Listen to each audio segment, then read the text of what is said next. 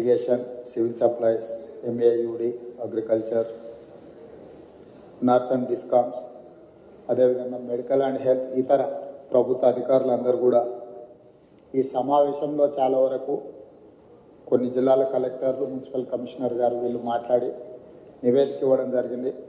More or less అన్ని జిల్లాల్లో ఇలాంటి సమస్యలే ఉన్నాయి. ఈ సమస్యలను అన్ని దృష్టికి పెట్టుకొని ఇప్పటివరకు లాస్ట్ 2 రోజుల నుంచి అత్యవసరమైన సేవలను అందించడం, అత్యవసరమైన పరిస్థితులను మీరు అడ్రస్ చేయడం జరిగింది. ఇప్పుడు థెరపీ వచ్చింది, వర్షాలు ఆగినాయి కాబట్టి క్షేత్రస్థాయిలో కలెక్టర్లు మీరు బృందాలను పంపించండి.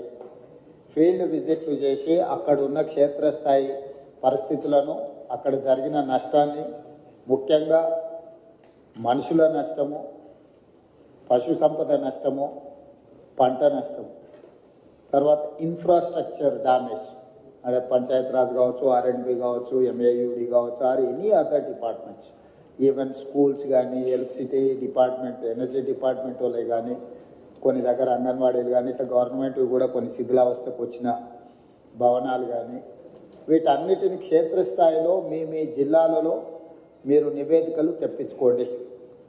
దాంట్లో ప్రజాప్రతినిధుల సహకారం కూడా తీసుకోండి. నా సూచన ప్రజాప్రతినిధులకు కూడా చాలా అంశాలు మీ దృష్టిలో ఉంటాయి. ప్రజలు కూడా మీ దగ్గరికి తీసుకొస్తుంటారు, ఎమ్మెల్యేలకు, ఎంపీల దగ్గరికి. మీరు కూడా వాటిని ఒక నివేదిక రూపంలో కలెక్టర్లకు పంపించండి.